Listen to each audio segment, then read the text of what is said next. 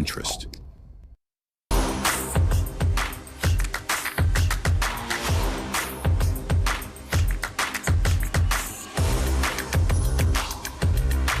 This is India's #1 news network, and you're watching News 9. English news as it should be. A very good morning. Thank you so much for tuning in to News 9. I'm Karthik Malhotra. Well, the big breaking coming at 9 a.m. this morning. Bill Gates will not be speaking at the AI Impact Summit in India. In fact, a statement from the Gates Foundation says that Bill Gates has pulled out of the speaking opportunity. Instead, Ankur, Vora will be representing the Gates Foundation. The statement says that the company wants the focus to be on AI and not on Bill Gates. And moving on, of course, Prime Minister Narendra Modi is all set to inaugurate and speak at the AI Summit today. In fact, 9:15 is a photo opportunity, a family photo as it's being called, followed by the Prime Minister's speech at 10:28 a.m. News 9 will be cutting live to that. And of course, on the show, many other global speakers are going to don the stage at the AI Impact Summit.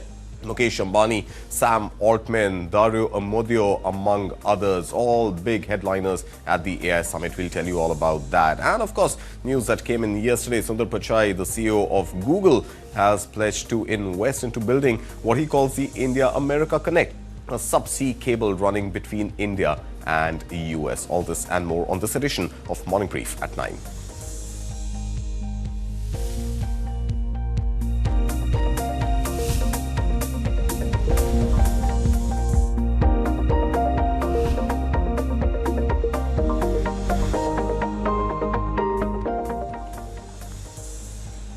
This is Morning Brief at 9 this Thursday morning. Here are the headlines. Bill Gates to skip keynote at AI Impact Summit after careful consideration. Gates Foundation's Ankur Vora to represent the organization.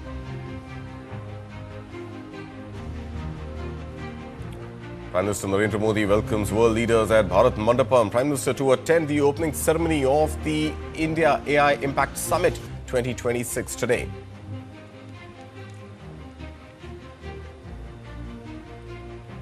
Prime Minister Modi holds talks with Estonian President Alar Karis, discusses boosting India-EU FTA gains, tech and AI collaboration, energy ties and deeper bilateral economic partnership. Prime Minister Modi also holds talks with Croatian Prime Minister Andrej Plenkovic, discusses tech, shipbuilding, blue economy and India-Middle East-Europe economic corridor connectivity, backs India-EU FTA to boost bilateral ties and trade growth. India well placed to lead global AI adoption with strong talent pool and digital public infrastructure, says former UK Prime Minister Rishi Sunak. Highlights optimism in India versus Western anxiety at AI Impact Summit. Google CEO Sunder Pichai unveils subsea cable initiative and major AI skilling push in India, backs the $15 billion WISAG AI hub and cloud partnerships for 20 million public servants at AI Impact Summit 2026.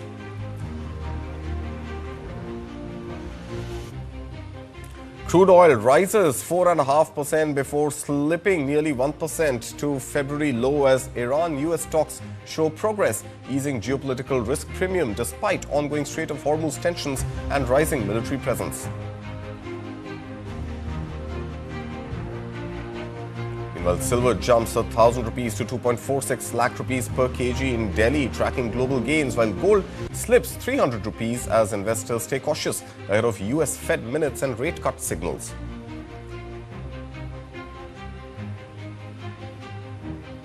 And the Directorate General of Civil Aviation proposes tougher norms for unruly passengers, allows airlines to impose immediate 30-day flying ban under zero-tolerance safety policy.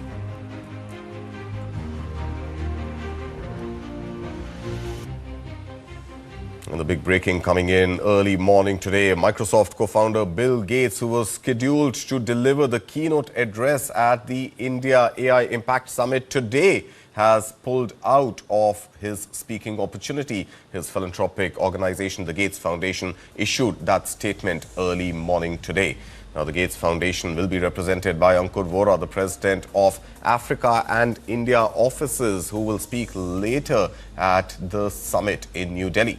The Gates Foundation said in a post on X, and I quote, "After careful consideration and to ensure the focus remains on the AI summit's key priorities, Mr. Gates will not be delivering his keynote address." The Gates Foundation remains fully committed, the statement says, to work in India to advance shared health and development goals. This as per the statement. What the statement does not mention is the direct link to Jeffrey Epstein. Remember, 2 days back, rumors were rife that Bill Gates will not be speaking at the AI summit.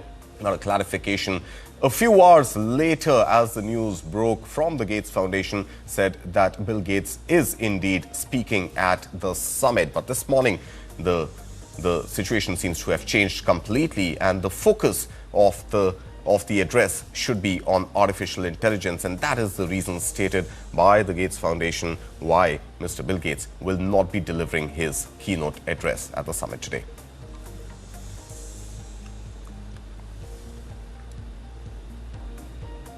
And in just a few minutes from now, Prime Minister Narendra Modi will inaugurate the India AI Impact Summit at Bharat Mandapam, marking one of the biggest global gatherings focused on artificial intelligence, governance and innovation. The Prime Minister will join the opening ceremony at around 9:15 a.m., which is when the photo opportunity would take place. The family photo is what it is being termed as. And then around 9:40 a.m., where he will be joined by French President Emmanuel Macron and United Nations Secretary General Antonio Guterres, alongside leading global industry voices. The summit agenda is packed with high-level engagements throughout the day.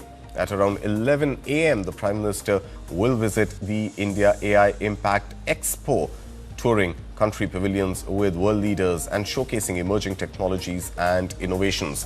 Prime Minister Modi is going to deliver his live speech at 10:25 a.m., 10:28 a.m. as per the latest agenda, where he would be addressing global leaders as well as tech giants from India and abroad.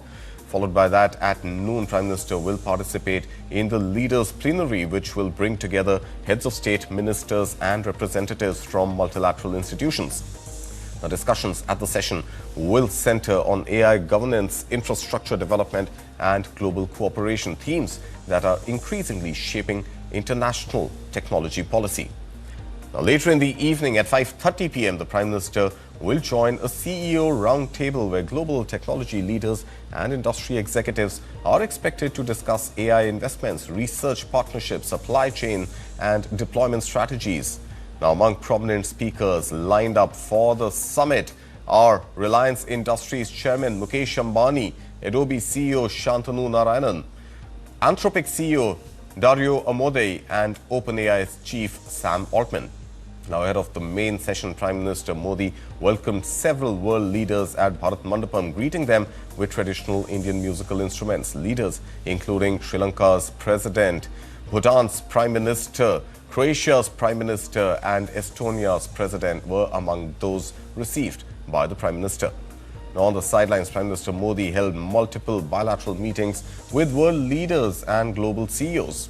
His discussions with Croatia focused on expanding cooperation in technology, innovation, shipbuilding and the blue economy, while talks with Estonia highlighted opportunities in digital transformation and the proposed India-EU free trade agreement. The Prime Minister also met Google CEO Sunder Pichai and venture capitalist Vinod Khosla to discuss emerging technology collaborations. The India AI Impact Summit being held from February 16th to now February 21st. Remember, it has been extended by a day, has drawn more than 500 global AI leaders, along with researchers, academicians and hundreds of senior technology executives. The broader vision of the summit is to promote artificial intelligence that advances humanity and drives inclusive growth. Now, remember, the theme of this year's summit is Sarvajan Hit, Sarvajan Sukh, meaning welfare for all and happiness for all. That reflects India's push for human-centric and responsible artificial intelligence.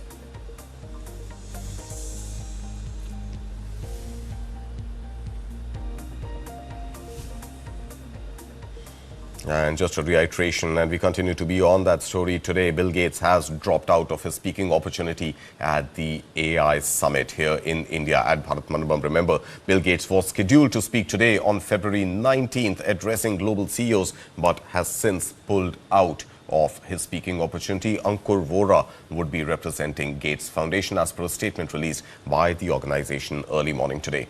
But sticking with the AI summit, former British Prime Minister Rishi Sunak has said India is well positioned to emerge as a global leader in artificial intelligence, backed by its deep talent pool and strong digital public infrastructure. Now, speaking at a session titled AI for All, Reimagining Global Cooperation during the India AI Impact Summit, Rishi Sunak highlighted that India's focus on mass adoption rather than just invention could help it drive large-scale societal impact through artificial intelligence.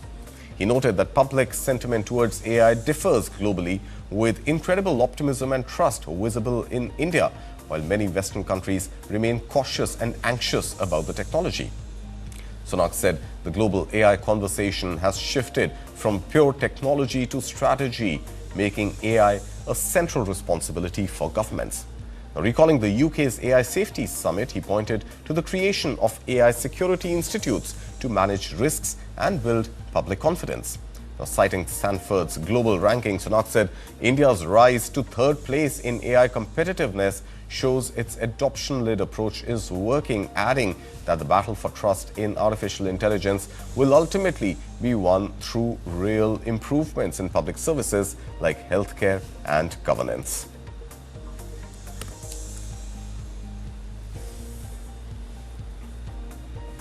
I think history, well, I tell you, when I left office, someone gave me a copy of a book by a professor called Jeffrey Ding called Technology and Great Powers. And it looks at the history of these great technological revolutions and proves out the thesis that even if you're the country that didn't invent this great technology, you could be the country that benefited from it the most, stretching all the way back to the printing press. And I think actually India is recognized that leadership in technology doesn't just depend on inventing the technology, it's about how effectively you deploy it.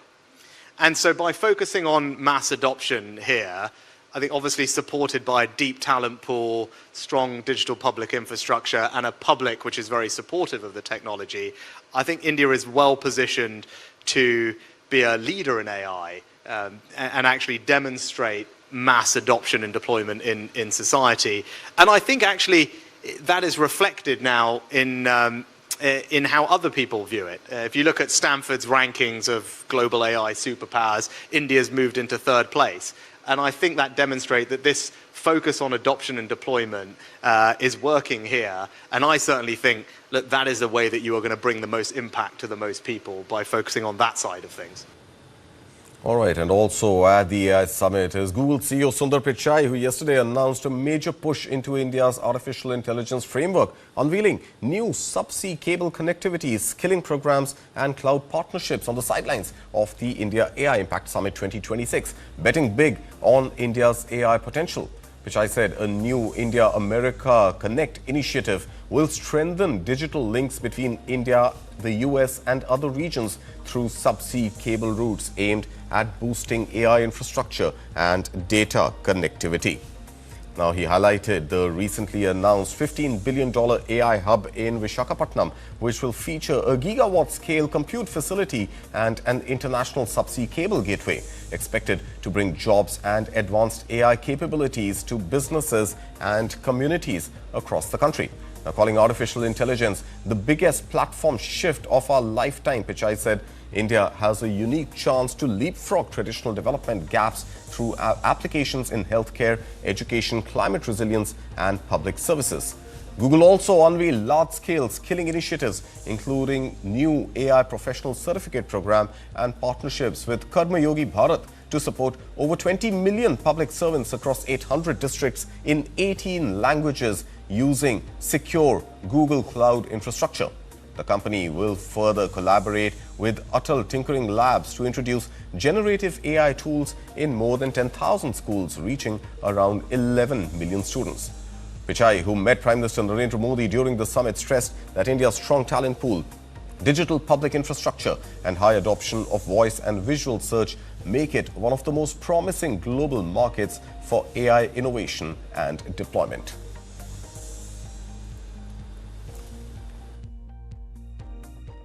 The Gemini app, our personal AI assistant, is growing rapidly across the world, and India is among our largest markets. It's available in 10 languages spoken in India. Underlying this progress is our world-class infrastructure. Last year, we announced a $15 billion AI hub in Vizag. This hub will house gigawatt-scale compute and a new international subsea cable gateway. When finished, it will bring jobs and the benefits of cutting-edge AI to people and businesses across India. Building on this, today we are announcing the India-America Connect initiative, which will deliver new subsea cable routes to increase AI connectivity between the US, India, and multiple locations across the Southern Hemisphere. To take advantage of the opportunities this infrastructure creates, we must also invest in people and skilling, which is why we are announcing some of our most ambitious skilling programs yet. This includes a new Google AI professional certificate program to help people master AI in their work. In India, we are partnering with Vadvani AI to reach students and early career professionals. Globally, we'll partner with governments, educational institutions, employers, and nonprofits. It'll be available in English and Hindi, with more Indian languages to follow. All right, and of course, we continue to bring you the big story which is breaking at this hour. Bill Gates, the Microsoft co-founder, is not going to be delivering the keynote address at the India AI Impact Summit today. Now, his philanthropic organization, the Gates Foundation, issued a statement this morning stating that the Gates Foundation will instead be represented by Ankur, Vora, President Africa and India officers. Remember, Bill Gates has been in India last few days. In fact, he has met Chandrababu Naidu and did visit a few plants and off-sites of Microsoft here in India, but will skip out, in fact, has pulled out of delivering his address at the AI Impact Summit today. Remember, Bill Gates was scheduled as one of the key speakers, in fact, a keynote speaker at the AI Impact Summit today, but has since dropped out. The statement does not specifically mention any connection to the Jeffrey Epstein case, but that definitely seems to be one of the underlying themes for Bill Gates dropping out of speaking at the summit in New Delhi today. In fact, the Gates Foundation said in a post on X that after careful consideration and to ensure the focus remains on the AI summit's key priorities, Mr. Gates will not be delivering the keynote address. The Gates Foundation remains fully committed to work in India and advance shared health and development goals. This as per the statement, but the statement completely silent on any connection with Jeffrey Epstein. Remember, Bill Gates has been in India last 2 days and has been visiting multiple regions where Microsoft operates and has also met Chandrababu Naidu among other leaders. We have TV9 Network's international editor R. Sridharan joining us for more input on this story. Sri, thank you so much for your time. This news break of Bill Gates dropping out, in fact, pulling out of his speaking opportunity at the AI Summit, but the statement absolutely silent on Jeffrey Epstein. Would it be too much of a conjecture to put two and two together? No, Karthik. I think while this is a bit surprising, it is not unexpected. Because don't forget that a lot of the information, the email leaks which have happened in the Jeffrey Epstein case are rather unflattering to Mr. Gates, including one reference to him contracting sexually transmitted, disease from, and Epstein supplying him medicines and all that stuff. And his wife, Melinda Gates, hasn't been very helpful to, in this case as well, saying that she's quite ashamed of all that he's done. So I think Mr. Gates has probably taken the right decision by dropping out of his speech at the India AI Summit because you don't want the larger goal of the summit, which is to focus on AI, India's contribution, India's path forward in AI, to be distracted by some personal, kind of controversy. It's also important, Karthik, to remember that none of Epstein's victims have actually accused Mr. Gates of any wrongdoing. But obviously, there are some communications, emails between Mr. Gates and Epstein, which don't show Mr. Gates in a great light, so to say. So it's entirely possible that in consultation with the government of India, Mr. Gates may have decided not to deliver the address. How much of an embarrassment, Shri, to your mind, is it for Bill Gates to be in India at a time, to be on the agenda to deliver the keynote address today and pretty much at the last minute pulling out? Well, not delivering the summit, speech is probably not the greatest embarrassment for Mr. Gates right now, Karthik, because the bigger issue is really all the information, all the controversy around the Epstein case. Because, Mr. Bill Gates has always had a larger-than-life, image. He was the original poster boy of Silicon Valley, a nerdy youngster who went on to create this brilliant company, which is now one of the most valuable in the world. So his personal reputation and everything has taken a hit because of Epstein. I think that's where I think the Gates Foundation and Mr. Gates' team needs to work on to basically come forward and clarify and put this behind the Epstein episode behind Mr. Gates so that he can focus on what he does well, which is on technology and taking up some hard issues and solving them for the world. All right. And Shri, decisions are right or wrong in hindsight, but do you think the government could have on its own accord withdrawn the invitation to Bill Gates given all the controversy around Jeffrey Epstein and Bill Gates? So I don't think the government would have done it unilaterally, Karthik, because he's after all a guest and Microsoft is a very important player in Indian IT industry. I think it would have been a mutual conversation and where Mr. Gates would have probably seen the point that, this is going to be a distraction. If at all the focus were to move from AI into his, dealings with Epstein. So I think this would probably be a mutual kind of a decision rather than government putting a ban on his, appearing or speaking at the AI summit. All right, Shri, let's leave it at that for now. But remember, this is the big breaking coming this morning. Bill Gates has pulled out of his speaking opportunity at the AI Impact Summit today.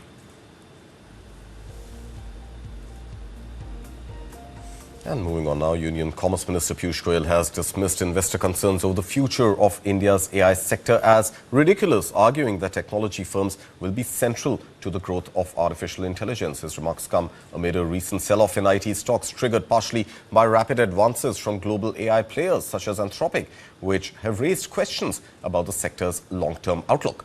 Now, speaking at an industry event, Goyal said IT companies will play a crucial role in areas like cybersecurity, data management and AI deployment, stressing that nearly $300 billion industry remains vital for innovation and employment. He also addressed ongoing trade negotiations, assuring that sensitive sectors such as dairy, agriculture and MSMEs have been fully protected in agreements with partners including the US and the European Union. Goyal added that India has signed multiple trade deals in recent years and expects them to boost venture capital inflows while negotiations continue from what he described as a position of strength and trust with global partners.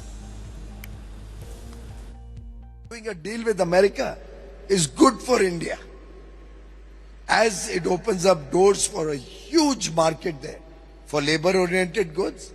It opens up doors for technology services. It opens up doors for getting the best of equipment from America to India, which will help power our IT companies. In fact, of late I'm seeing in the stock market some discontentment or disconcern about the future of the IT industry. I find it quite ridiculous because these are the companies who will be required for artificial intelligence to flourish. I'll give you a simple example. As artificial intelligence grows, you will find people hacking into systems. So you need more and more cyber security.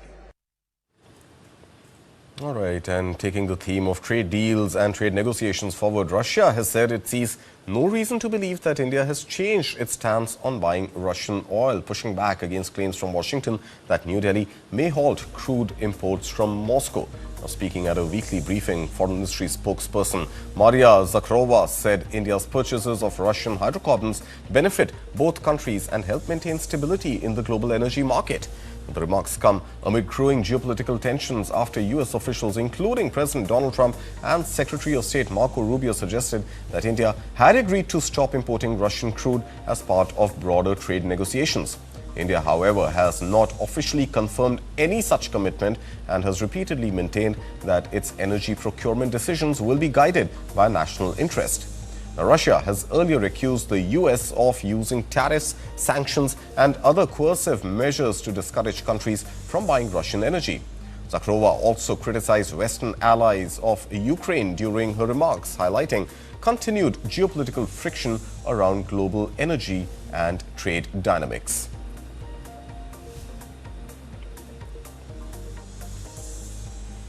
And staying with the world of commodities, especially crude oil. Well, crude oil prices climbed sharply on Wednesday as rising geopolitical tensions added fresh risk premium to the market, even as traders continue to bet that a broader conflict may still be avoided. Now, global benchmark Brent crude surged as much as 4.4% to settle above the $70 mark, in fact at $70.35 a barrel, its highest closing level since Jan 30th, driven largely by reports of upcoming joint naval drills between Iran and Russia in the Sea of Oman and the northern Indian Ocean. Now, the move follows recent military exercises by Iran's Revolutionary Guards in the Strait of Hormuz, a key global oil choke point. As much as 20% of the world's oil trade flows through the Strait of Hormuz. Now, analysts say oil markets are increasingly reacting to daily headlines, with volatility expected to remain high as geopolitical developments continue to shape price direction.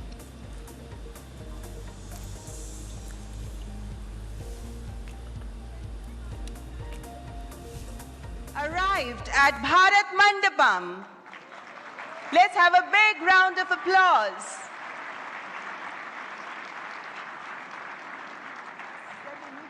Of Prime Minister Modi at the plenary hall A at Bharat Mandapam, greeting and shaking hands with global delegates, both global leaders as well as political counterparts from across the world. This is the opening address today. Prime Minister Narendra Modi is delivering the inaugural address at 10:28 a.m., just about an hour, in fact, exactly an hour from now. The hall is full. The seating capacity at the plenary hall A is about 3,000, and doesn't seem that even a single chair is available right now. In fact, the house is completely packed. Remember, Prime Minister Modi is also scheduled for a photo opportunity, what is being termed as a family photo at Bharat Mandapam. And there, Prime Minister Modi in talks with Brazilian President Lula da Silva, pretty much shaking hands, and the camaraderie visible here on camera. And it seems that the BRICS bond, the foundation of Brazil, India, both partners coming together at the AI Impact Summit, pretty much visible for all stakeholders to see, and pretty much a strong geopolitical message being sent out with that shaking of hands. These are live visuals coming in from Bharat Mandapam, New Delhi, which is playing host to the India AI Impact Summit 2026. Prime Minister Modi there waving hands, receiving a huge round of applause there as some delegates, dignitaries also walk in. Let's quickly listen in to what's going on at Bharat Mandapam right now. I also warmly welcome Shri Ashwini Vaishnav, Honorable Minister for Electronics and Information Technology, Government of India. We are profoundly honored by the presence of heads of state, policymakers, global business leaders, researchers, innovators, and distinguished delegates from across the world. Ladies and gentlemen, welcome to this global platform for dialogue, collaboration, and innovation. Welcome to the AI Impact Summit 2026.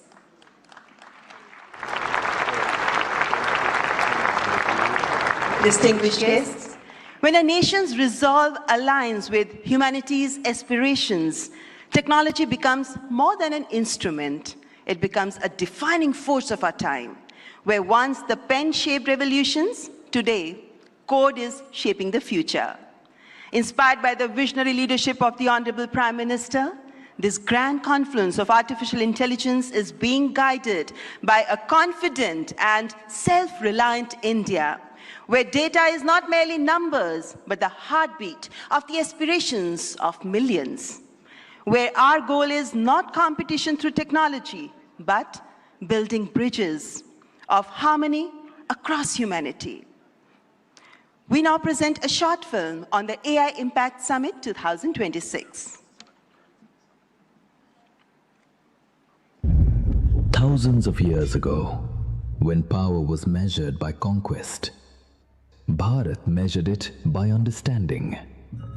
Stone rose into temples as disciplined geometry.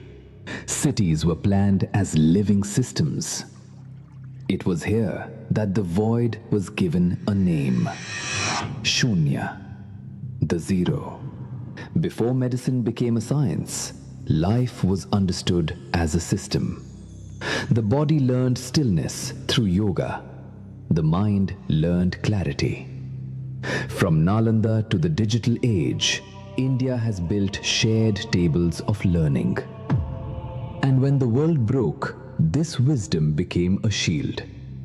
Care crossed oceans with open hands. Because when India heals, it heals the world. India reached for Mars, carrying 1 billion dreams with it. Those dreams were built in the streets, the farms, and the palms of 1 billion hands. We built a bridge for every nation to cross into the future. What began here became shared digital public infrastructure, offered to nations as a partnership. Now the world stands at another threshold, the age of artificial intelligence. The world brings compute, servers, speed. This timeless civilization brings the compass of Vasudhaiva Kutumbakam.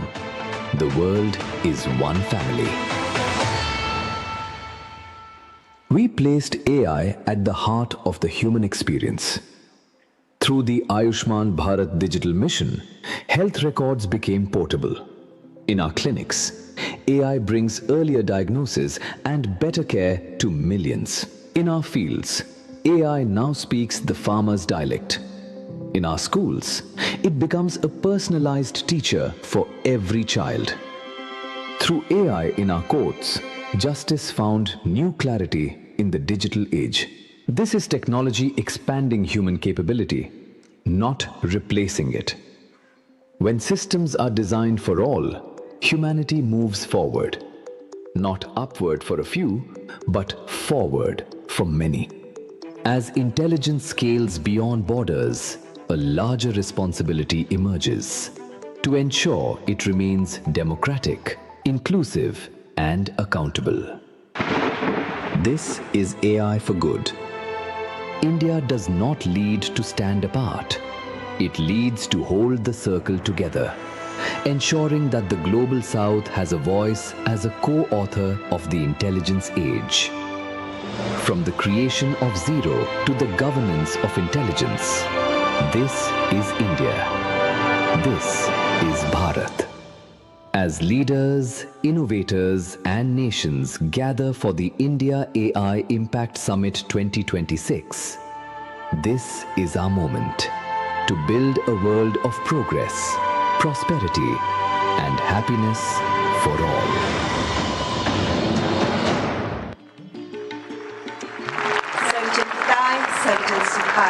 That's AI Impact Summit 2026. Ladies and gentlemen, I now invite Shri Ashwini Vaishnav, Honorable Minister for Electronics and Information Technology, Government of India, to deliver the welcome address.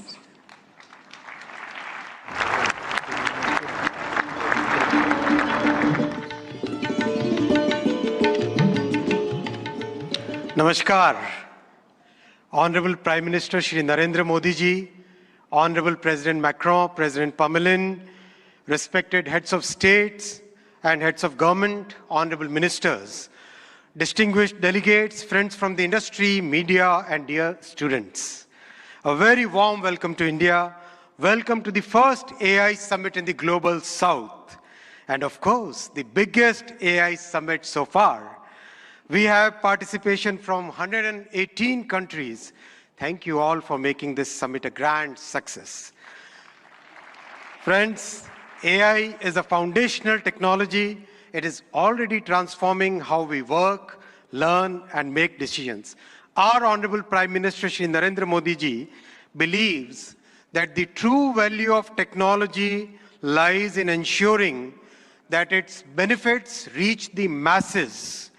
Our Prime Minister's vision is to democratize technology, deploy it at scale, make it accessible to all. That's why in our country, in India, we are working on all the 5 layers of the AI stack. The first layer is the application layer. We sincerely believe that ROI will come from this layer. And this is where the real benefit will flow to the masses in line with our Prime Minister's vision. That is why we are building real-world solutions in healthcare, agriculture, education, logistics, design, financial services, every sector wherever the benefits can reach the masses. The second layer is the model layer, and that's where the sovereignty comes in. While we understand that very large models will continue to push the frontier, we also understand and believe that more than 90% of the use cases can be addressed with smaller focused models. These specialized models will deliver greater value to our masses by addressing specific use cases at much lower cost per token as well as overall cost of access. Our bouquet of sovereign models, many of which have been launched during this summit, they are all focused on multimodal and multilingual capabilities because we have a very diverse culture and we have hugely diverse linguistic scenario in our country. We have launched some of these models during this summit, and these models have stood their ground against frontier models on the points that matter most to us. The third layer is the compute layer, and here, once again, our Prime Minister's vision of democratizing technology is clearly visible. We treat compute as a public good, and that's why in a public-private partnership, we have created a common compute platform where we are providing access to 38,000 GPUs at a very affordable rate for our startups, academia, researchers, and students. And we will be adding another 20,000 GPUs to this common compute platform. The fourth layer is the infra layer with our talent pool and very trusted policies. And recently, our Honorable Prime Minister has announced during the budget a very big policy shift towards getting the world's data to India, to reside in India, to be processed here, and to deliver high-value services to the entire world. We expect large investments in data centers in the coming months. The fifth layer is the energy layer. Friends, it's the commitment towards clean energy that our Honorable Prime Minister has always shown, and that's why in our country today, more than 50% of the power generation capacity is from the clean sources, from renewable sources. Our visionary Prime Minister has recently reformed the nuclear energy sector also, which is another very good sector for providing that base load of clean energy. We have a robust grid which has been practically rebuilt over the last 1 decade. In this context window, this is the context window in which we are building our AI ecosystem. Stanford University AI Index places India among the leading countries in AI adoption, AI talent, and AI diffusion. But we are also conscious of the challenges which are facing our IT industry. And to mitigate it, we are working with the industry and academia to upskill, reskill, and to build a new talent pipeline for this new intelligence age. While we harness the benefits of AI, we must also find collective solutions for mitigating the risks. By placing human safety and dignity at the heart of AI, we can move forward with conviction. Together, through this summit and through all the collective efforts and through the vision of our Honorable Prime Minister, let us shape an AI future of the humans, by the humans, and for the humans. Thank you very much.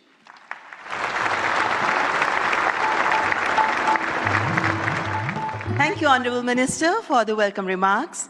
And before I move on, ladies and gentlemen, I would like you to welcome our distinguished guests. We have with us His Excellency Emmanuel Macron, the Honorable President of France, who's joined us now. Please welcome him. The previous host of AI Summit was France, and it's indeed our privilege to welcome you here again this morning, President Emmanuel Macron. Ladies and gentlemen, now I would like to welcome Shri N. Chandrasekaran, Chairman of the Tata Group, to the dais to share his visionary insights on artificial intelligence. Please welcome Shri N. Chandrasekaran, Chairman, Tata Group.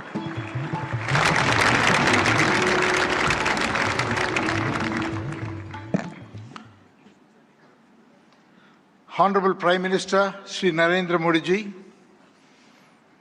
Your Excellencies, Heads of State, policymakers, and distinguished ladies and gentlemen. It is an extraordinary privilege to be here this morning and participate in this AI Summit.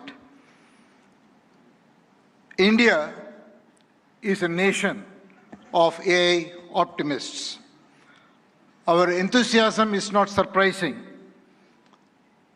Indians have witnessed the hugely ambitious digital infrastructure programs and what they can achieve.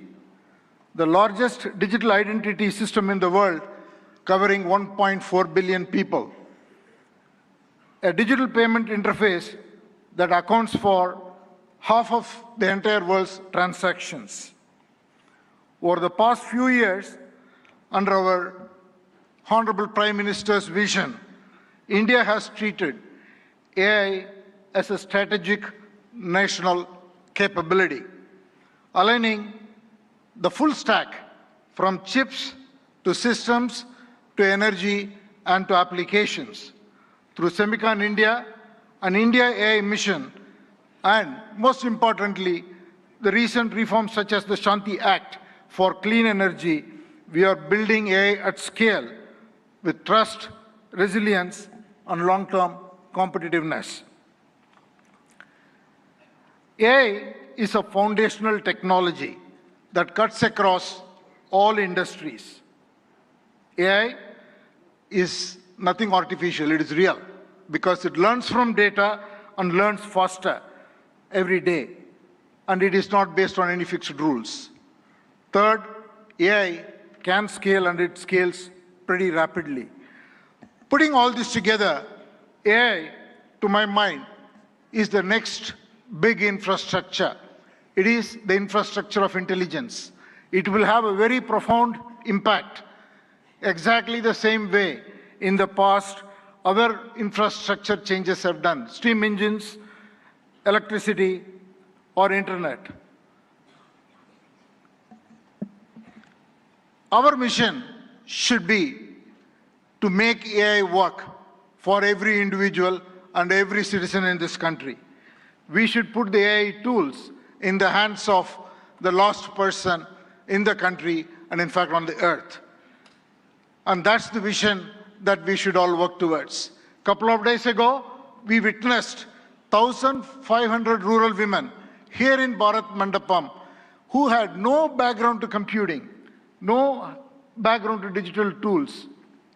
In a matter of few hours, could learn AI, could build products, could build marketing materials, campaigns, all in front of a global audience, and they did it in 4 hours.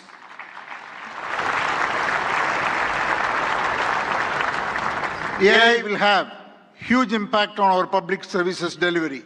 It will have huge impact on enterprises around the world. Since I come from the background of IT industry, one word for the IT industry. It is, in my opinion, the biggest opportunity for the tech sector and the IT industry, because the IT industry's real value is the context, an understanding of every enterprise's business and technology landscape, and make the right technology work inside the processes and the ecosystem, the supplier, customer, and all the other connections an enterprise has. AI will expand that role much further. It is the opportunity to integrate AI and AI agents into workflows, reimagine processes, and make it work, and carry out the transformation so that every enterprise can realize the moat and realize its vision. Now I want to talk a little bit about the Tata Group. At the Tata Group, we are adopting AI across the stack, from silicon to systems to AI-ready data centers to applications and AI agents. And we believe such a vision and such a journey is going to be extremely exciting, and it will require us to work with world-leading partners in India and across the globe. I would like to make 5 points. The Tata Group is establishing India's first large-scale AI-optimized data center, purpose-built for the next generation AI training and inference. I'm very happy to announce that we have partnered with OpenAI to build the first 100 megawatt capacity, which will scale to 1 gigawatt.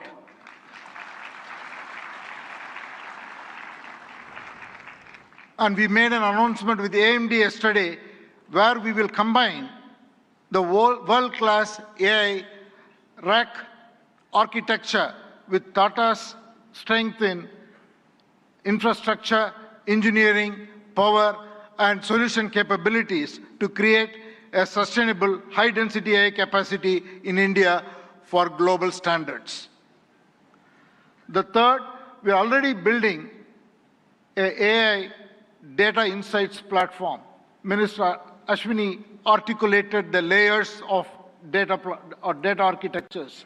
What we are building is totally based on diverse Indian data sets on top of the foundational models, so intelligence becomes available across the diversity of Indian contexts. And the fourth, TCS and our other company, Tata Communications, together, we are building an AI operating system for industries. What we will do is to build agentic industry solutions for every industry. We are already well on that journey, and we will work with partners to be able to launch it and take it to all enterprises around the globe. And finally, again, I want to thank the vision of our Prime Minister, which made it possible for us to make a serious foray into chips and semiconductors. What we will do next is to build chips that are very domain-centric, which will be totally AI-optimized for every industry, and we will first launch or work towards getting it ready for the automotive sector. So these are the areas that we are focused on. I think it is the time for promise to take action into practice so that we can deliver prosperity. Finally, in conclusion, I just want to say that we are standing here at a very defining moment. It is the age of abundant intelligence, where the scarce resources are trust, stewardship, and human capability. So let us send out a simple standard for the AI decade. Capability with dignity, high impact for every watt of energy, and progress with agency and collaboration. Thank you all very much.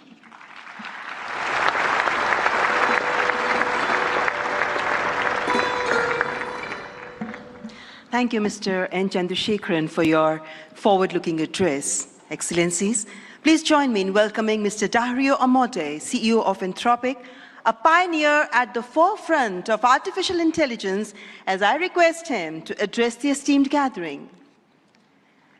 Please welcome Mr. Dario Amodei.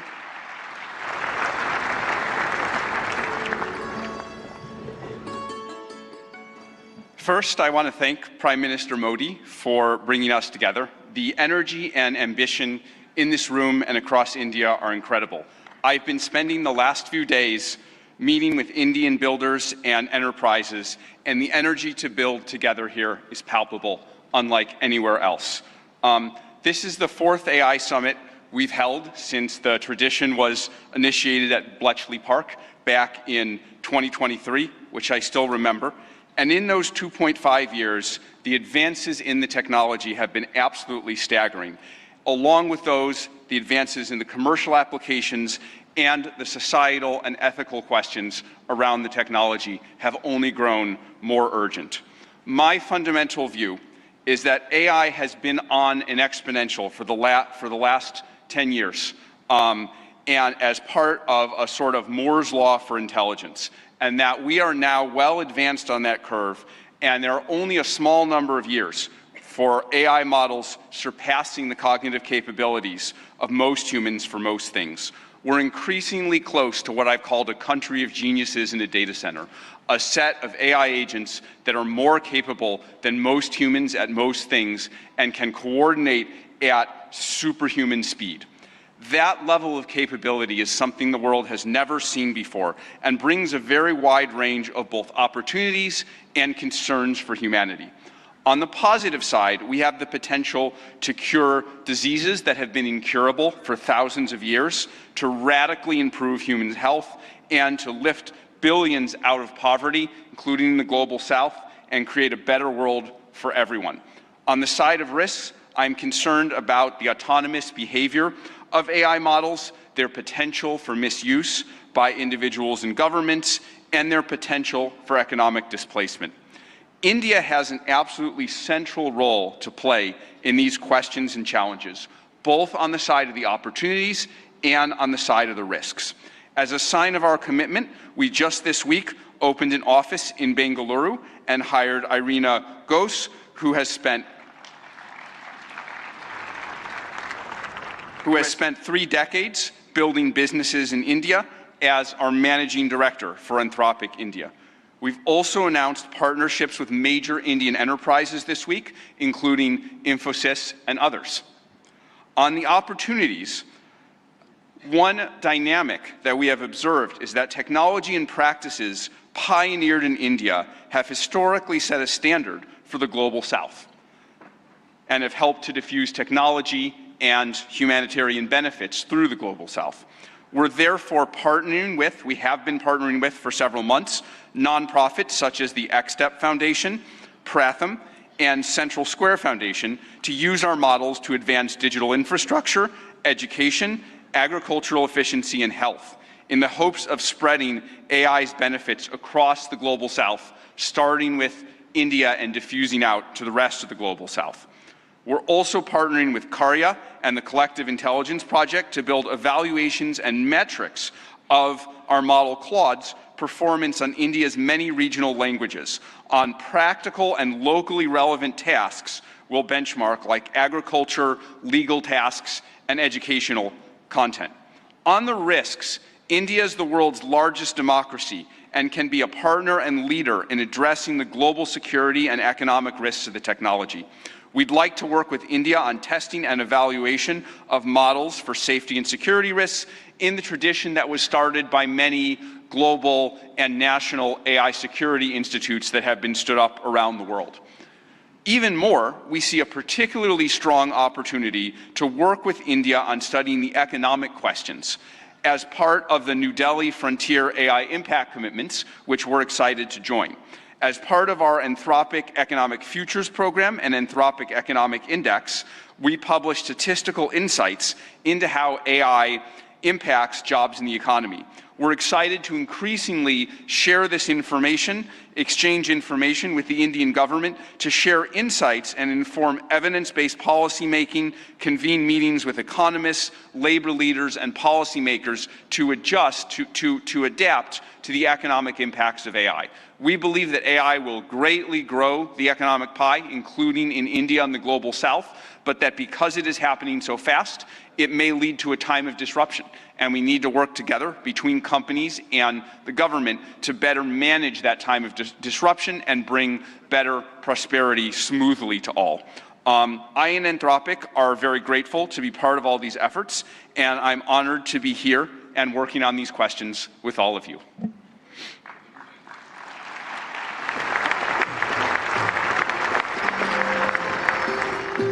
Thank you, Mr. Dario Mote, for that illuminating address. Ladies and gentlemen, it is our privilege now to welcome Shri Sunder Pichai, CEO, Alphabet and Google, for the keynote address.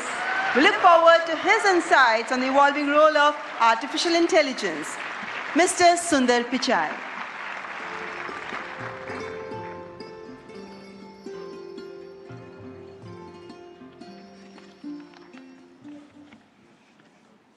Namaste. Thank you,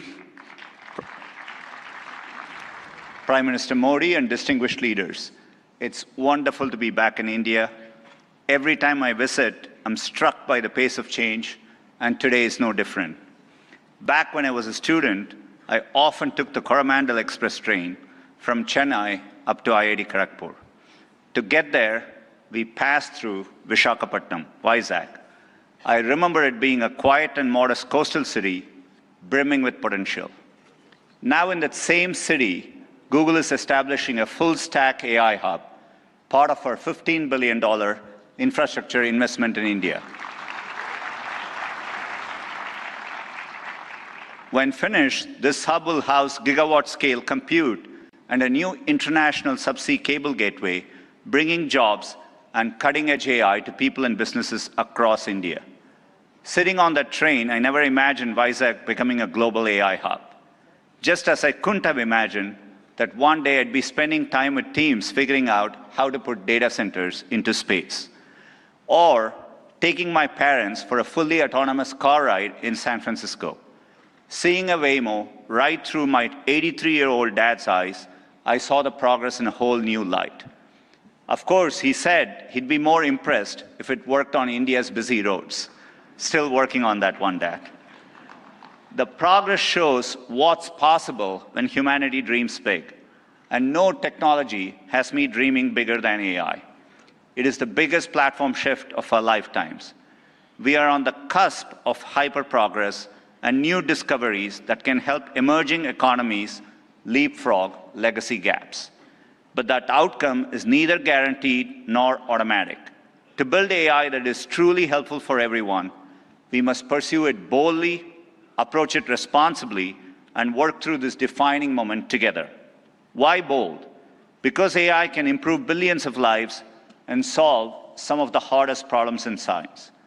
For 50 years, predicting protein structures was a grand challenge and a blind spot that stalled drug discovery. Demis Hassabis and his team at Google DeepMind asked an audacious question: how could we use AI to solve this? That question led to AlphaFold. This breakthrough didn't just win a Nobel Prize, it compressed decades of research into a database that is now open to the world. Today, over 3 million researchers in more than 190 countries are using it to develop malaria vaccines, fight antibiotic resistance, and much more.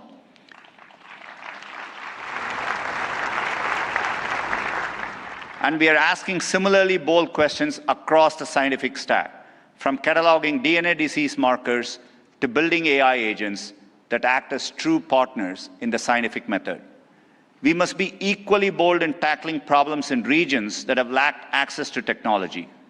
Take El Salvador, where Google has partnered with the government to bring affordable AI-powered diagnosis and treatment to thousands who could never afford to see a doctor. Or in India, where our work together is helping farmers protect their livelihoods in the face of monsoons. Last summer, for the first time, the Indian government sent AI-powered forecasts to millions of farmers possible in part because of our neural GCM model.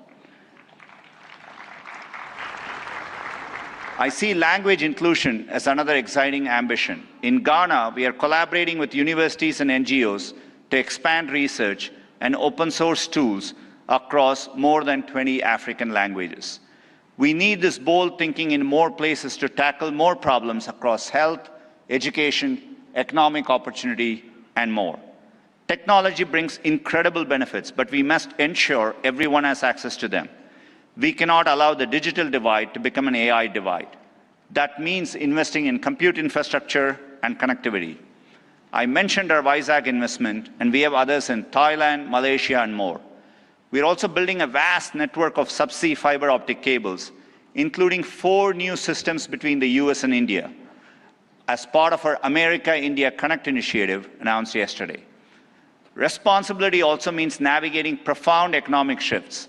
AI will undeniably reshape the workforce, automating some roles, evolving others, and creating entirely new careers. 20 years ago, the concept of a professional YouTube creator didn't exist. Today, there are millions around the world. Training is crucial. We have trained 100 million people in digital skills, and our new Google AI Professional Certificate will help people master AI in their jobs, available globally.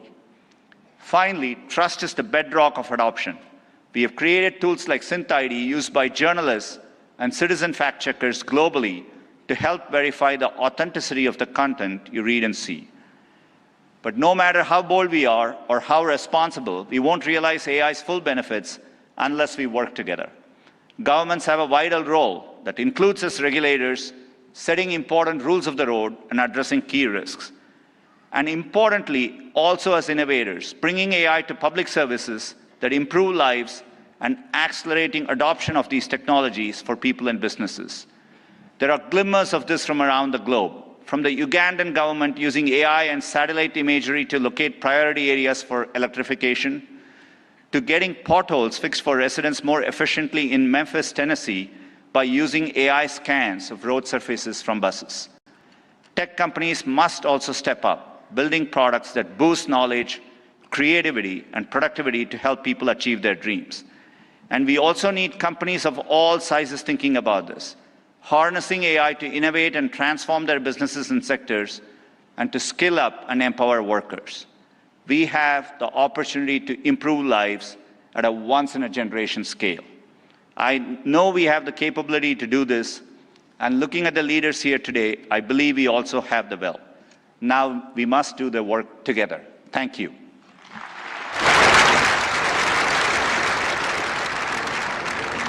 Thank you, Mr. Sunder Pichai, for that warm and insightful address.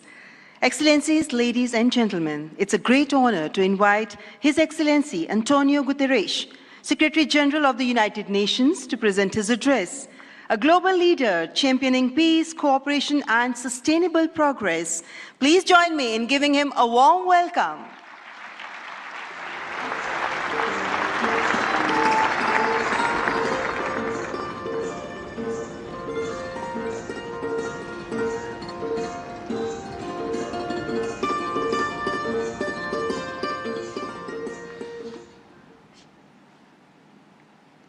Prime Minister Modi, thank you for your kind invitation and congratulations for India's leadership organizing the first AI summit in the Global South.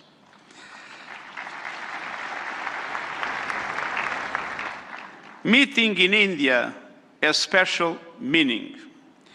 It brings this conversation closer to the realities shaping much of the world. Because the future of AI cannot be decided by a handful of countries or left to the whims of a few billionaires.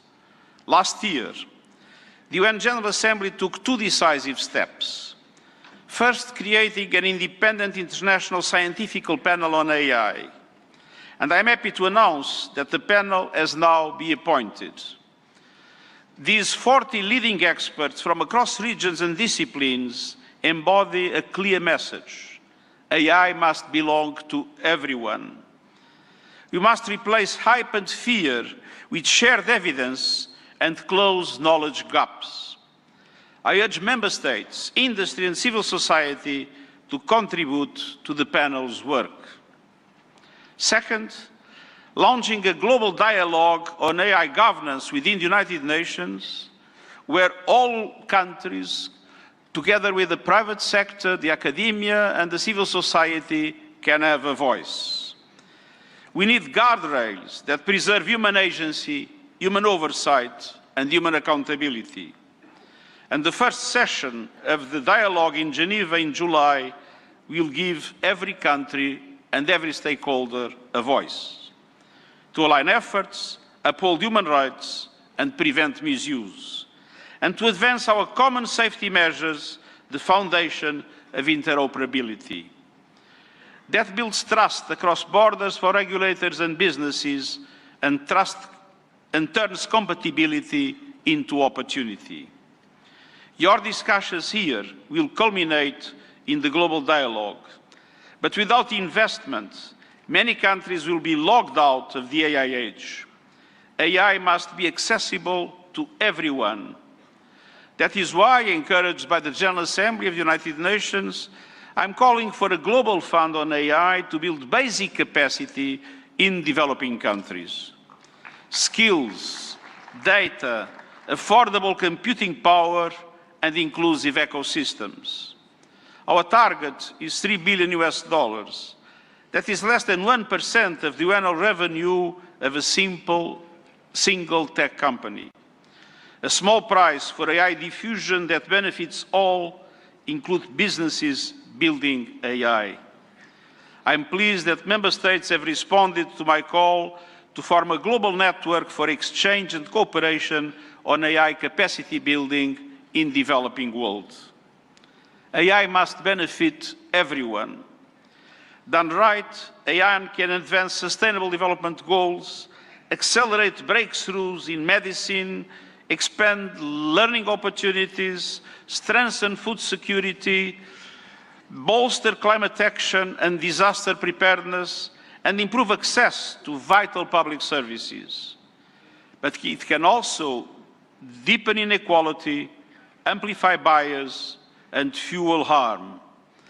As AI's energy and water demands soar, data centers and supply chains must switch to clean power and shift costs to vulnerable communities.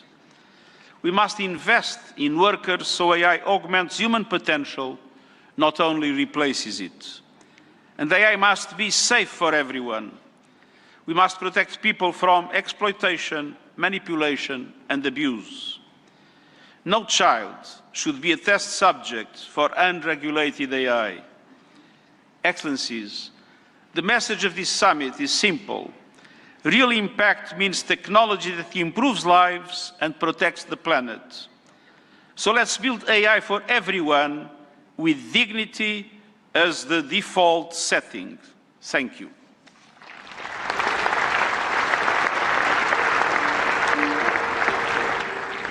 Thank you, His Excellency Antonio Guterres, for your gracious address.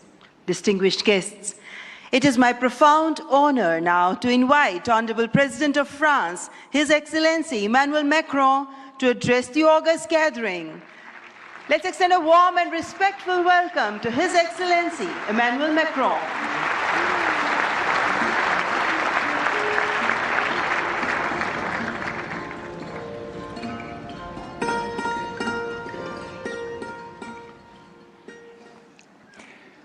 Mr. Prime Minister dear Narendra Modi, Head of State and Government, Ministers, Ambassadors, CEOs, ladies and gentlemen, Namaste.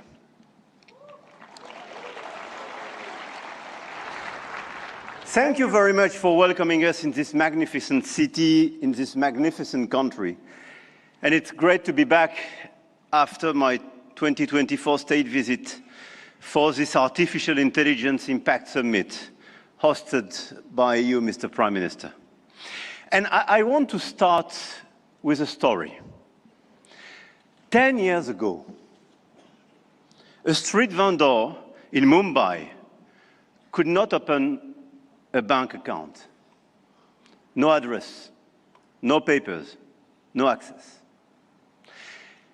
And today, the same vendor accepts payments on his phone, instantly.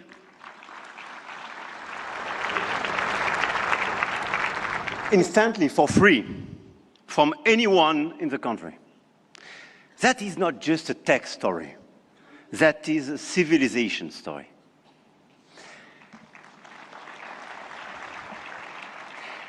And India built something that no other country in the world has built.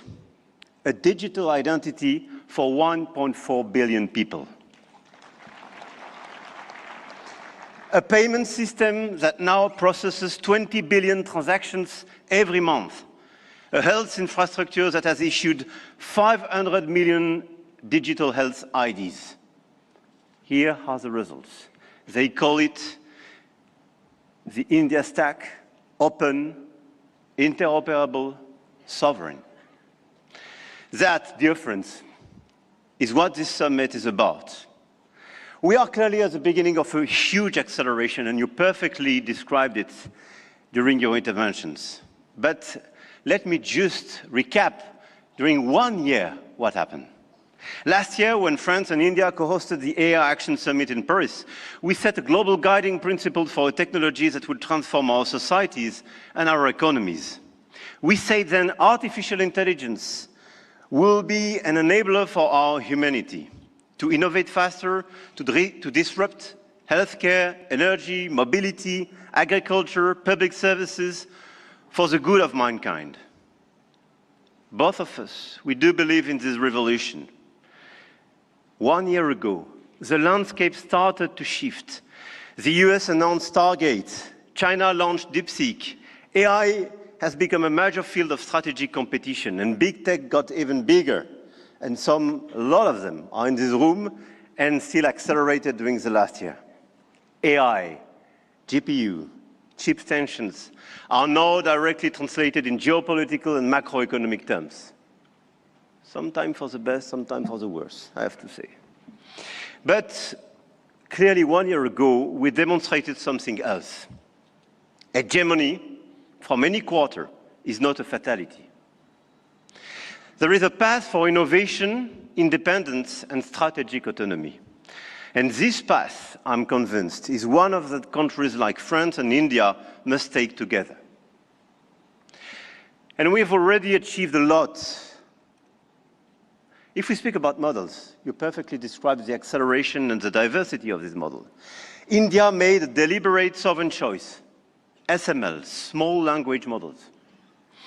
Task-specific, designed to run on a smartphone. And India built the first government-funded AI and deployed 38,000 GPUs at the cheapest rates to every startup in the country, as you perfectly described, Mr. Minister. We took a complementary path. We invested in European large language models, Mistral, founded in Paris a little bit more than 2 years ago, is now valued at 12 billion euro, backed by Dutch leader ASML, German SAP, and French CMS AGM, serving over 100 of major clients all over the place in Europe and elsewhere. They announced last week a new investment in data center in Sweden and a new acquisition of Koyeb, building an actual European AI cloud. India chose granular and smart, and Europe chose sovereign and scaled. But both chose independence, and both were right. And this is as well the cooperation with LLMs coming from the US, and through cooperation, but cooperation based on mutual respect and independence, which could pave the way for progress. After the model of the infrastructure, you just described all the infrastructure made by a lot of large companies in India, and all of us, we are building new infrastructure, computing capacity. 1 year ago in Paris, we announced $109 billion in AI investments, and we are delivering this project with a lot of data centers, 58 billion euro in 2025, powered by our decarbonated nuclear energy. With a great asset, and this is very important indeed, to have low carbon and available energy. Last year, France exported 90 terawatt-hours of low carbon energy and pilotable energy, which is a huge opportunity to build faster and bigger data center. At the European level, 200 billion euro have been committed with the arrival of the Alice Lecoq exascale supercomputer, key component of our AI factory ambition shared with Netherlands and Greece, and we share the computer with them. Models, infrastructures, talents. India trains hundreds of thousands of AI engineers every year. With 500,000 engineers, India has the second largest developer community in the world. In France, we are doubling the number of AI scientists and engineers trained, and we've now more than 1,100 AI startups thriving in France, creating dozens of thousands of jobs. Armatan AI partnering with Dassault, Gradium for voice AI, Poolside, Ash, Hugging Face. I could quote a series of these unicorns and large caps, and this is clearly one of our strengths. In quantum computing, the next frontier, France is not placing one bet. We are placing four technologies. 4 French companies, Pascal, Pandela, Alice and Bob, Quobly, and one ambition, to make Europe a quantum power, which is also the ambition of AMI Labs, Advanced Machine Intelligence Labs, from our dear Yann Lequin for Frontier Research. The smartest AI is not the most expensive. It is the one built by the best people and for the right purpose. Models, infrastructure, talents, capital, and adoption. This is where the Indian model is truly revolutionary, providing solutions for everyone in the country. From 200 million of Indian farmers in their own dialect, to travel advice for 400 million of pilgrims, or AI diagnostics for rural clinics, all running on India's digital public infrastructure. Open rails, near zero cost, adoption is key, and being inclusive is key. In Europe, our AI factories optimize energy grids, transform logistics, reinvent healthcare administration, and we are proving you can build a competitive AI industry while protecting your citizens' data. And opposite to what some misinformed friends have been saying, Europe is not blindly focused on regulation. Europe is a space for innovation and investment, but it is a safe space. And safe spaces win in the long run. I'm sure of that. Now, the point of this summit was not only to say, let's do more. It was to say, let's do better together. AI may be a powerful accelerator of productivity and a major shift for labor markets. This is why access to AI for all is critical. France and India share a common vision, a sovereign AI used to protect our planet and to foster prosperity for all. In health, we launched the Indo-French Institute for AI in Health, a partnership between Sorbonne's Brain Institute and AIIMS Delhi, and the partnership between ASH and St. John's Research Institute in Bangalore will use AI to transform hospital administration as well. In language, we jointly launched Current AI for sustainable and sovereign AI access. And this year, we announced an open hardware tool for translation into Indian languages and dialects. Because AI that doesn't understand dialects is not AI for all. And this is why we do endorse this initiative for diversity in language. In sustainability, our Coalition for Sustainable AI now has more than 200 supporters. Today, with India and UNESCO, we launch an international challenge for sustainable AI models. Last year in Paris, we called it action. This year in Delhi, we call it impact. But the real name is simpler, AI together. AI and digitalization will be a key theme for the months to come. And the key theme of the Africa Forward Summit we will host with Kenya in Nairobi in May. The continent, the African continent, with the youngest population that will double in 25 years, deserves the best digital tools.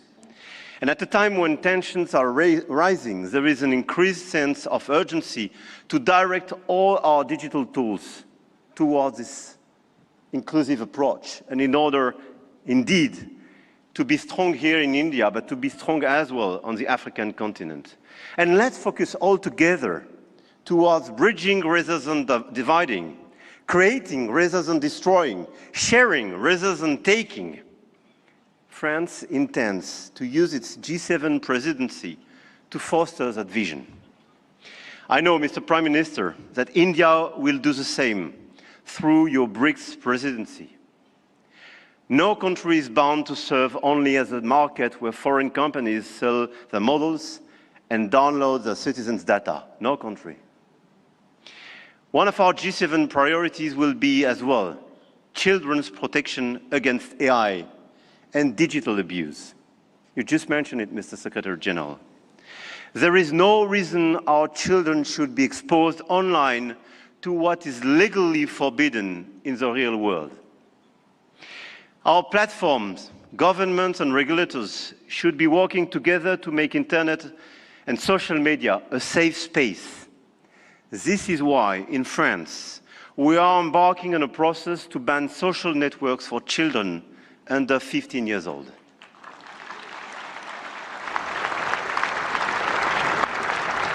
And we are committed here in this journey with a lot of several European countries being present here today. Greece, Spain. I know, Mr. Prime Minister, you will join this club. And this is a great news that India will join such an approach in order to protect children and teenagers.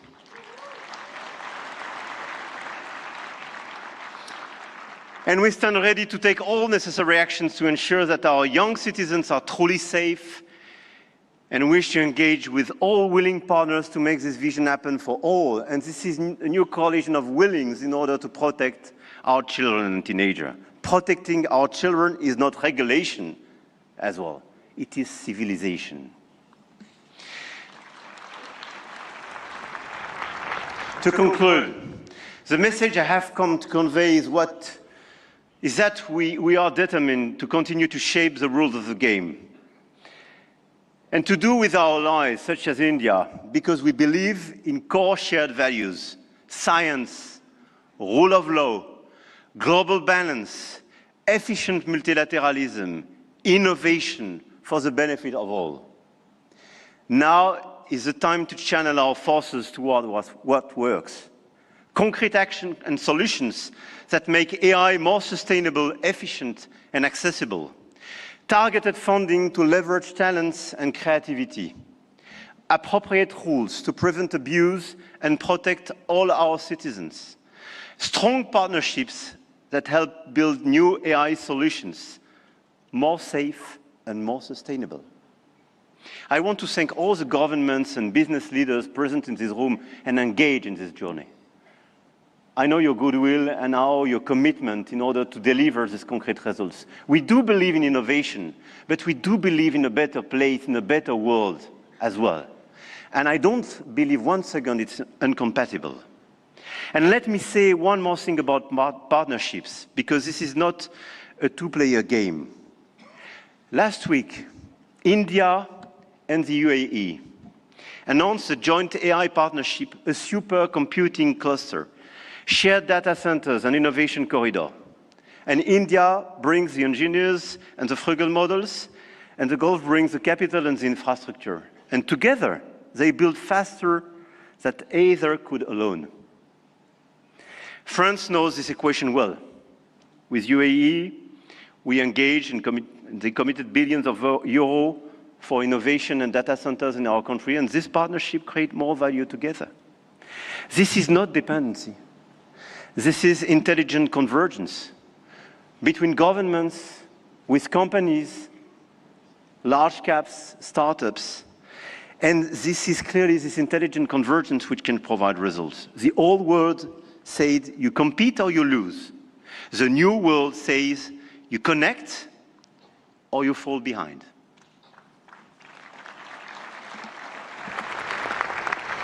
And I started with a story about a street vendor in Mumbai. 10 years ago, the world told India that 1.4 billion people could not be brought into the digital economy. India proved them wrong.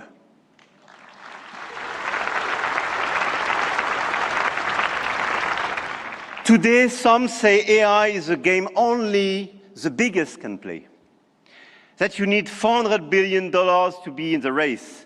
That nothing can exist between the two blocks. India, France, Europe, together with our partners, those who believe in our approach, companies, governments, investors, might have a different way. The money race is important and we cannot discount it. But the outcomes and real value creation for our population is even more.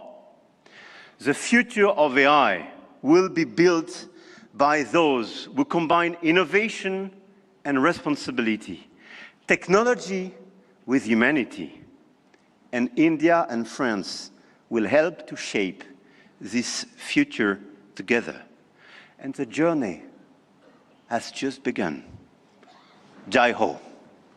Thank you.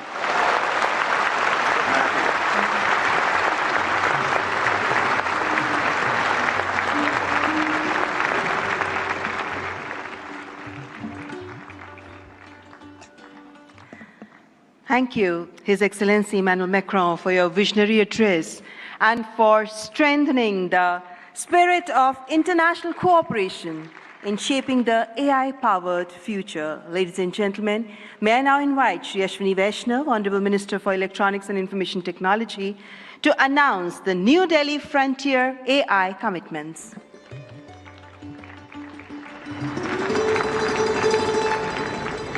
Honorable Prime Minister, distinguished global leaders, industry partners, ladies and gentlemen, and the young friends. Today, it gives me great pleasure to announce a significant outcome of the India AI Impact Summit, the New Delhi Frontier AI Impact Commitments.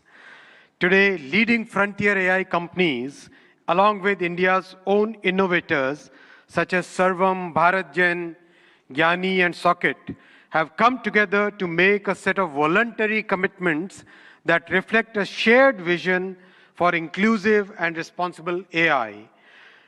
Can we have the commitments displayed? Yes.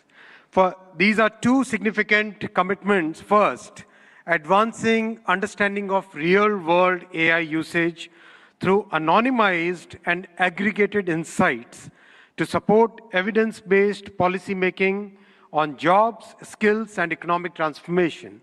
The second is strengthening multilingual and contextual evaluations of AI systems to ensure that AI works effectively across languages, cultures, and real-world use cases, especially in the Global South.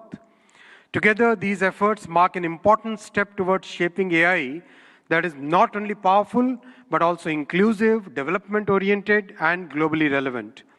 This initiative positions India at the forefront of building a global South-led perspective on AI governance, one that balances innovation with equity and real-world impact. I now invite the distinguished leaders of these organizations to kindly join us on the stage for this announcement. Sunder, Sam, Dario, Brad, Alexander, Joel, David, Andrew, Pratyush, Ganesh, Abhishek, and Bharat. Guys.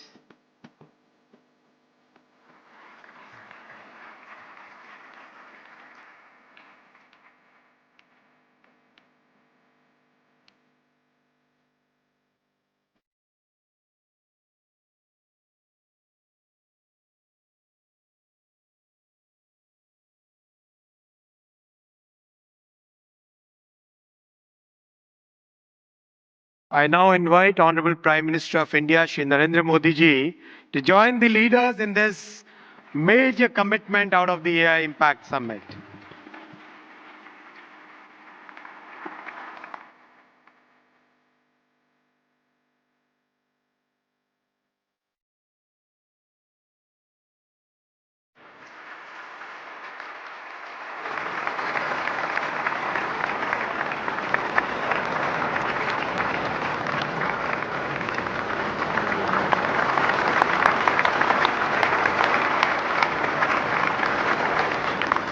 Thank you, tech leaders.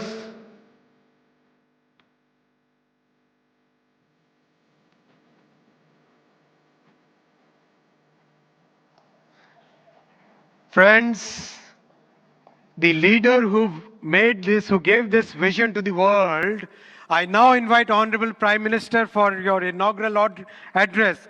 Give a big round of applause for the Honorable Prime Minister.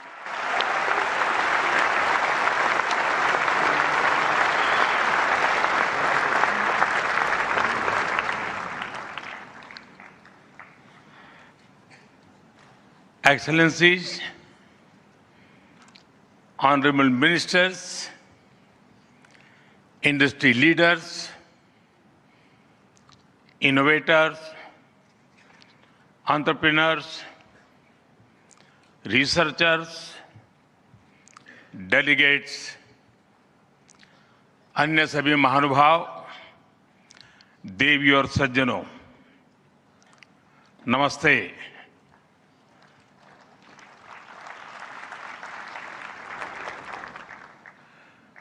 दुनिया की सबसे बड़ी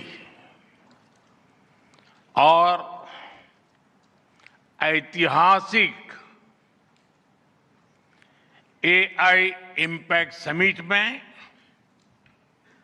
आप सभी का हार्दिक अभिनंदन है। ये समिट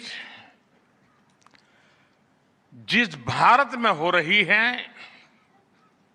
वो भारत 1/6 ऑफ ह्यूमैनिटी को रिप्रेजेंट करता है। भारत दुनिया की सबसे बड़ी युवा आबादी का देश है, सबसे बड़े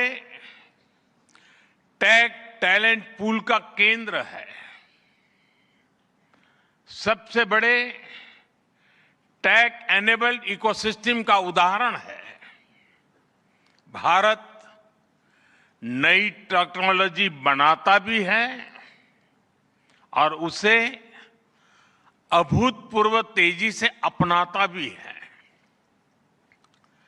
नई टेक्नोलॉजी के प्रति उत्सुक 140 करोड़ भारतीयों की ओर से मैं आप सभी heads of governments, global AI ecosystem के लीडर्स और इनोवेटर्स का इस समिट में स्वागत करता हूं, आपका आभार व्यक्त करता हूं। इस समिट का भारत में होना भारत के साथ ही पूरे ग्लोबल साउथ के लिए गर्व का विषय है। इस समिट में एआई जगत के हुज हू यहां पर मौजूद है। दुनिया के 100 से ज्यादा देशों का रिप्रेजेंटेशन, दुनिया के कोने कोने से यहां आए महानुभाव इसकी सफलता को नई ऊंचाई पर ले जा रहे हैं। इसमें यंग जनरेशन की जो उपस्थिति हमने देखी है वो एक नया विश्वास पैदा करती है।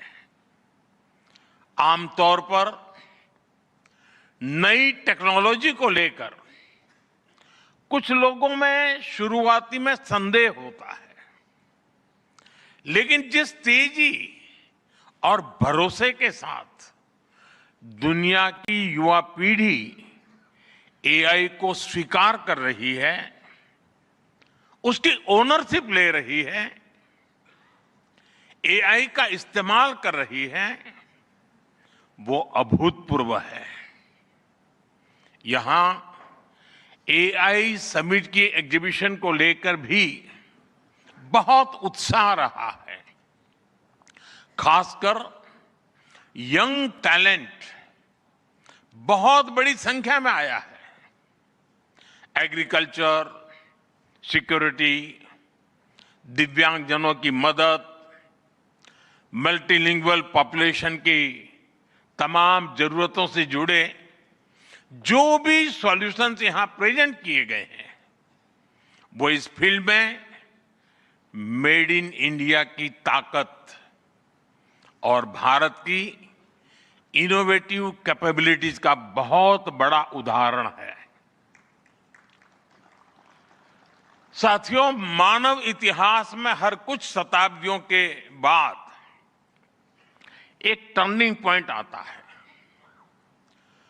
और वो टर्निंग पॉइंट सभ्यता की दिशा रीसेट करता है और वहीं से विकास की रफ्तार बदलती है। सोचने, समझने और काम करने के पैराडाइम बदलते हैं और दिलचस्प बात यह है जब हम ट्रांसफॉर्मेशन के उस दौर में होते हैं तब उसके वास्तविक इंपैक्ट का अंदाजा भी नहीं होता। जब पत्थरों से पहली बार स्पार्क निकला, किसी ने नहीं सोचा था कि वही चिंगारी सिविलाइजेशनल की फाउंडेशन बनेगी। जब बोली को पहली बार लिपि में बदला गया, किसी ने नहीं जाना था कि रिटन नॉलेज फ्यूचर सिस्टम की बैकबोन बनेगी। जब पहली बार सिग्नल्स को वायरलेस ट्रांसमिट किया गया, किसी ने कल्पना नहीं की थी कि एक दिन पूरी दुनिया रियल टाइम में कनेक्ट होगी। साथियों, आर्टिफिशियल इंटेलिजेंस मानव इतिहास का ऐसा ही ट्रांसफॉर्मेशन है। आज जो हम देख रहे हैं, जो प्रिडिक्ट कर रहे हैं, वो इसके इंपैक्ट का सिर्फ प्रारंभिक संकेत है।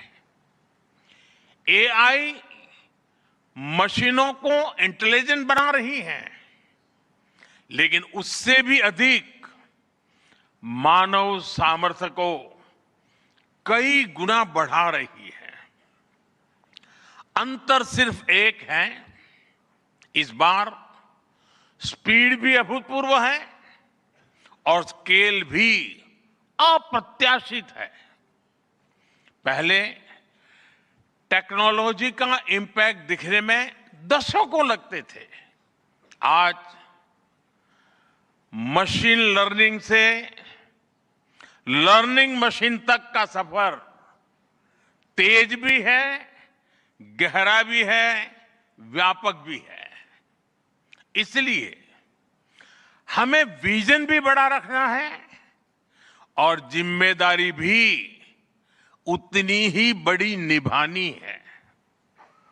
वर्तमान पीढ़ी के साथ ही हमें इस बात की भी चिंता करनी है कि आने वाली पीढ़ियों के हाथों में हम एआई का क्या स्वरूप सौंपकर जाएंगे। इसलिए आज असली प्रश्न यह नहीं कि भविष्य में आर्टिफिशियल इंटेलिजेंस क्या कर सकती है। प्रश्न यह है कि वर्तमान में हम आर्टिफिशियल इंटेलिजेंस के साथ क्या करते हैं। ऐसे प्रश्न मानवता के सामने पहले भी आए हैं। सबसे सशक्त उदाहरण है न्यूक्लियर पावर। हमने उसका डिस्ट्रक्शन भी देखा है और सकारात्मक कंट्रीब्यूशन भी देखा है। एआई भी एक ट्रांसफॉर्मेटिव पावर है। दिशाहीन हुई तो डिसरप्शन, सही दिशा मिली तो सॉल्यूशन। एआई को मशीन सेंट्रिक से ह्यूमन सेंट्रिक कैसे बनाएं, संवेदनशील और उत्तरदायी कैसे बनाएं, यही इस ग्लोबल एआई इंपैक्ट समिट का मूल उद्देश्य है। साथियों, भारत एआई को किस दृष्टि से देखता है, उसका स्पष्ट प्रतिबिंब इस समिट की थीम में है। सर्वजन हिताय, सर्वजन सुखाय, welfare for all, happiness of all. यही हमारा बेंचमार्क है।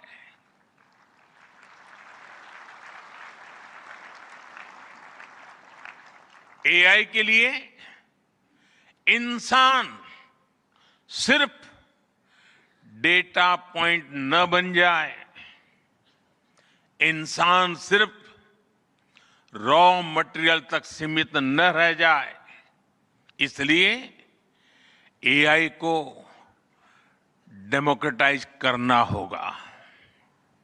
इसे इंक्लूजन और एम्पावरमेंट का माध्यम बनाना होगा, और विशेष रूप से ग्लोबल साउथ में।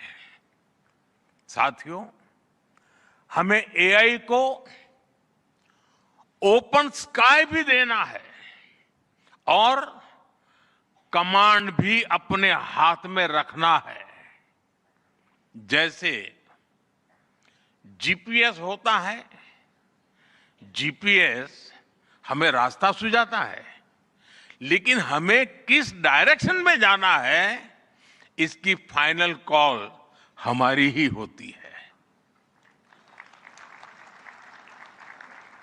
आज हम एआई को जिस दिशा में लेकर जाएंगे, वैसा ही हमारा भविष्य तय होगा। साथियों, आज new Delhi AI impact summit में मैं एआई के लिए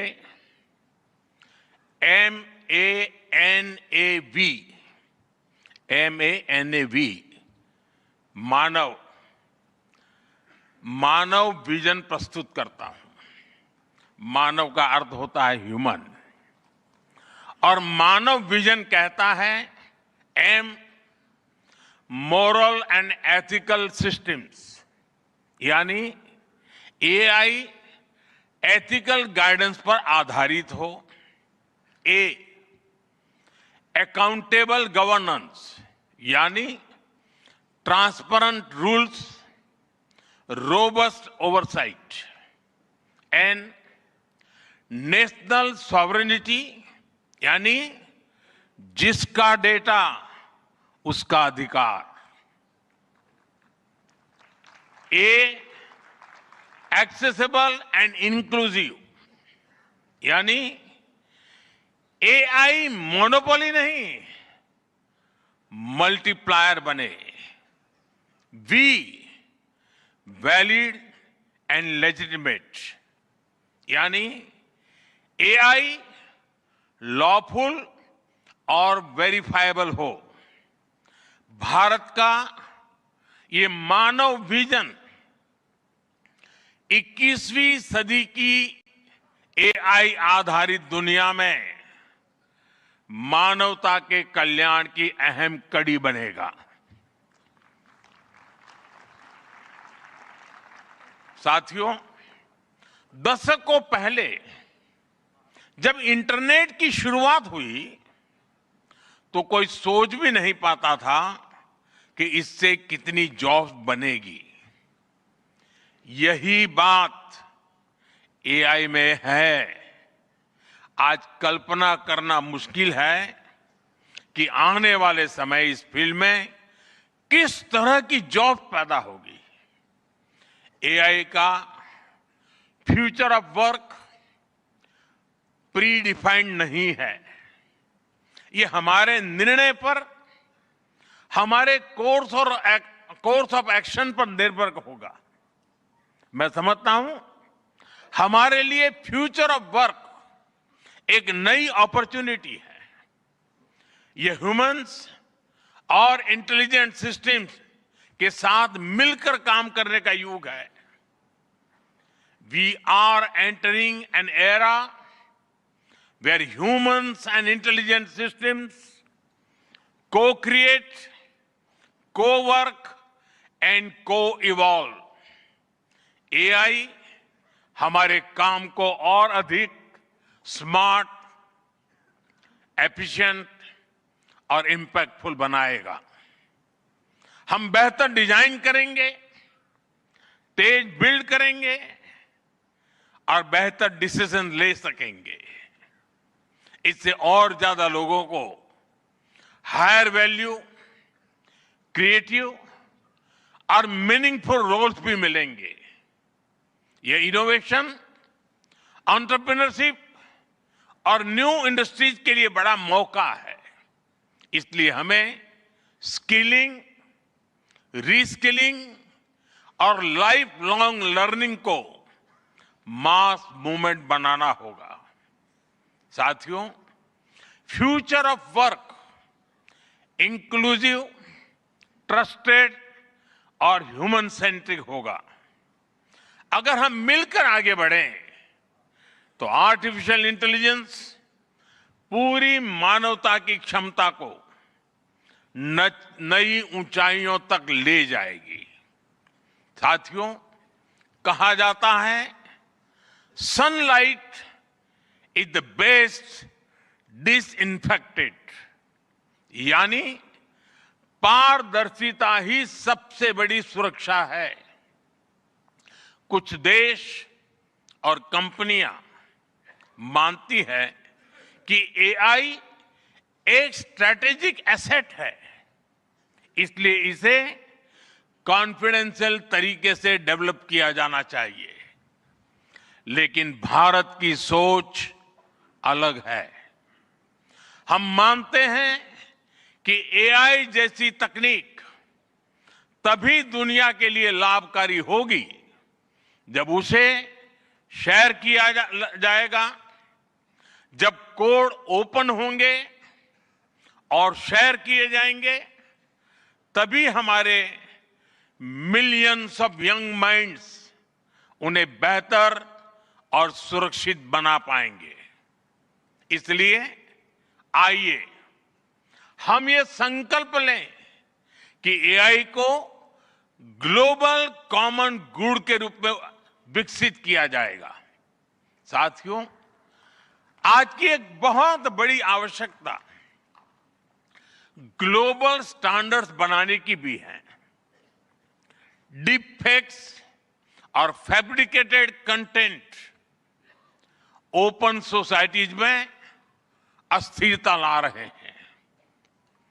फिजिकल वर्ल्ड में हम फूड पर न्यूट्रिशन लेबल्स देखते हैं ताकि हमें पता हो कि हम क्या खा रहे हैं।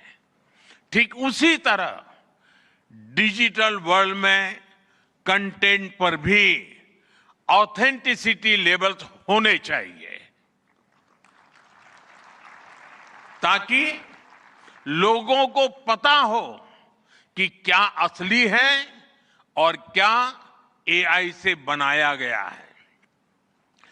जैसे जैसे एआई ज्यादा टेक्स्ट, इमेजेस और वीडियोज बना रहा है, वैसे वैसे इंडस्ट्री में वाटरमार्किंग और क्लियर सोर्स स्टैंडर्ड्स की जरूरत बढ़ती जा रही है।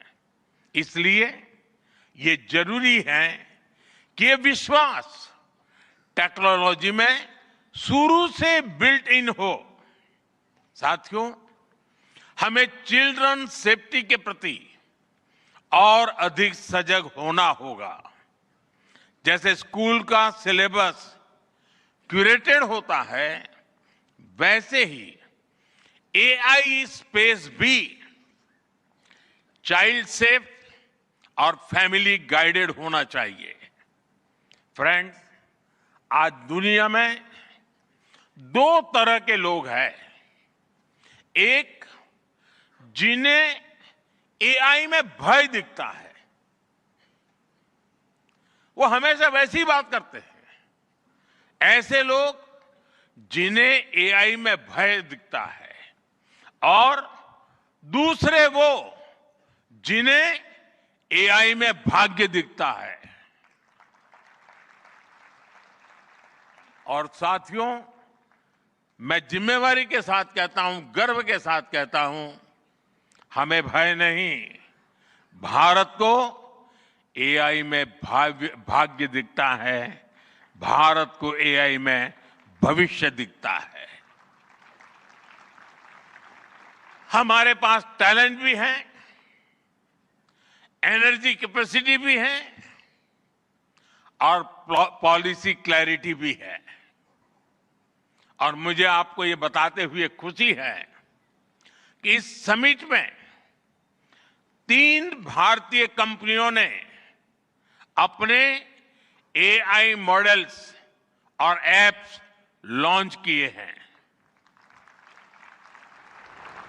ये मॉडल्स हमारे यूथ के टैलेंट को दिखाते हैं और भारत जो सॉल्यूशंस दे रहा है उसकी डेप्थ और डाइवर्सिटी का भी प्रतिबिंब है। साथियों, भारत सेमीकंडक्टर और चिप मेकिंग से लेकर क्वांटम कंप्यूटिंग तक एक रिजिलिएंट इकोसिस्टम बना रहा है। सिक्योर डेटा सेंटर्स, मजबूत IT backbone, dynamic startup ecosystem Bharat को एफोर्डेबल, स्केलेबल और सिक्योर एआई सॉल्यूशंस का नेचुरल हब बनाते हैं। भारत के पास डाइवर्सिटी भी है, डेमोग्राफी भी है और डेमोक्रेसी भी है। जो एआई मॉडल भारत में सक्सीड करता है वो ग्लोबली डिप्लॉय हो सकता है। इसलिए मैं आप सभी को आमंत्रित करता हूं, design and develop in India, deliver to the world, deliver to humanity. एक बार फिर आप सभी को मेरी बहुत बहुत शुभकामनाएं। थैंक यू, धन्यवाद।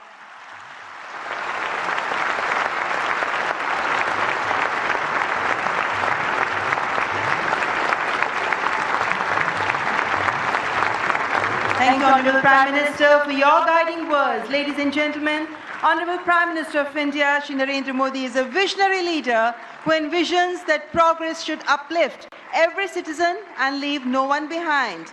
And reflecting his vision, the address of the Honorable Prime Minister was presented in sign language live through artificial intelligence, marking a significant step towards accessibility and inclusivity.